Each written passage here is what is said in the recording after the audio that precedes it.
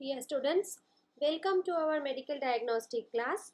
Already we have started learning our main topic, that is urine analysis, and I have told you that in urine analysis part you have to learn about three main parts, that is the physical examination of urine, chemical examination of urine, and microscopic examination of urine.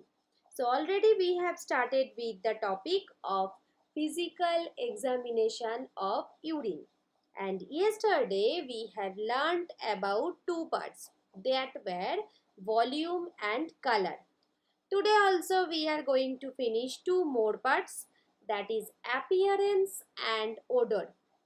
Okay, so that means how the different appearances of urine can reveal the different clinical conditions of our body, and how the different kind of smell or odor of urine can reveal the different clinical conditions of our body.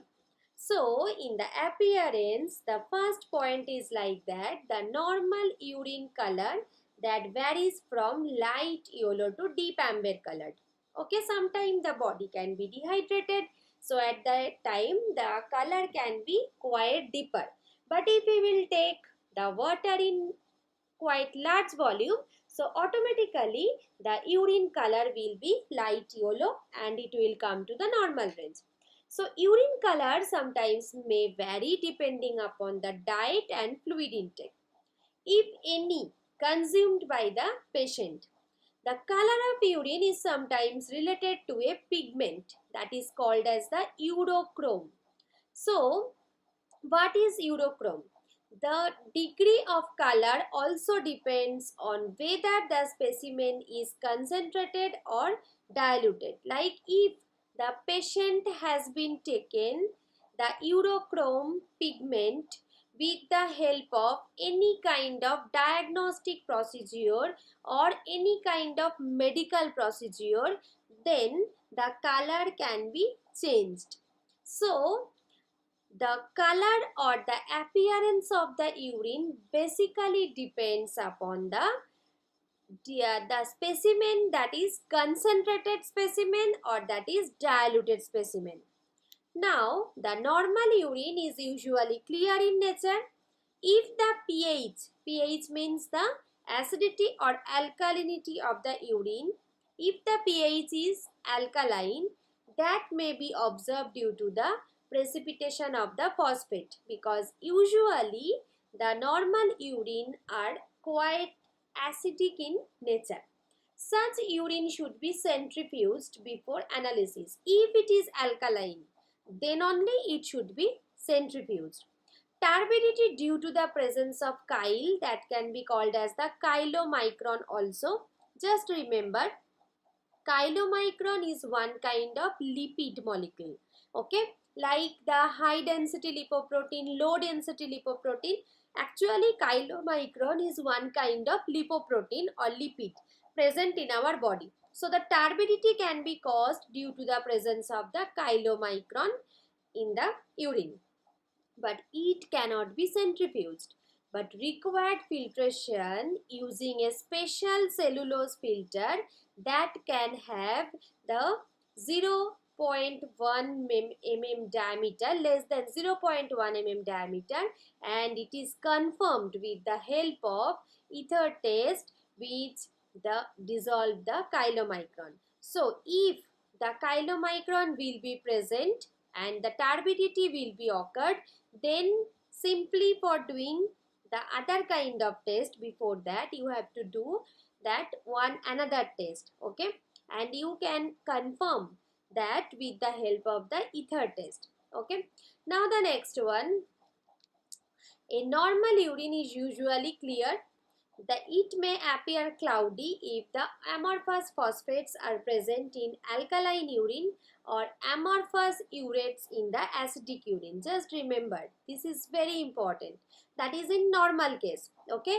In normal urine also, if it is quite alkaline in nature, so It can be due to the presence of amorphous phosphate. Amorphous phosphate and amorphous urates, these are actually the crystal. Okay, when we will learn about the microscopic analysis of urine, there you have to learn about this kind of crystals. Amorphous phosphates form white precipitate which dissolves when heated. Okay, now urine may appear cloudy or turbid by the presence of leukocytes or epithelial cells also. If the person has got the urinary tract infection, then this kind of cloudy urine can be observed. And these can be confirmed by the microscopic examination only.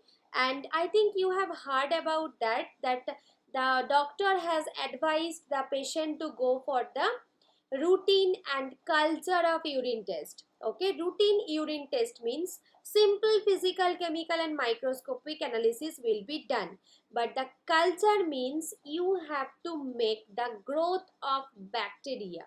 Okay, and it takes some time, more time also.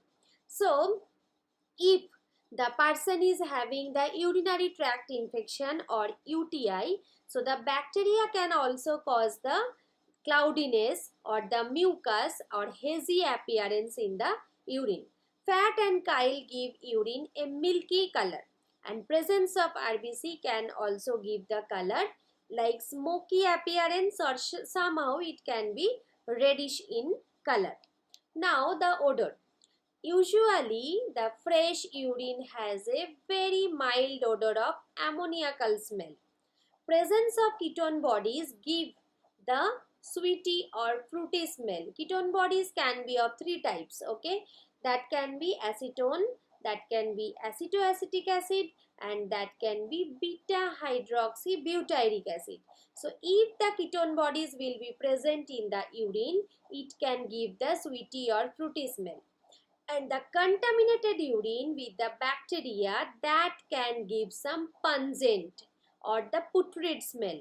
Okay, so the urine of an infant with the phenylketonuria, that can give a musty odor. Okay, phenylketonuria, actually it is one kind of rare genetic disorder. So if the infant is having that kind of problem, then the urine can have the musty odor. So here you can see in the table ammoniacal, that can be that if it is strongly ammoniacal, then it is due to the bacterial contamination or long standing sample. If it is pungent or putrid, UTI. If it is fruity, ketonuria. And if it is mousy or that is the musty kind of smell, then it is the due to the phenylketonuria in the infant. Okay, so these two parts are over, and in the next class we are going to learn about the specific gravity and pH. Thank you very much.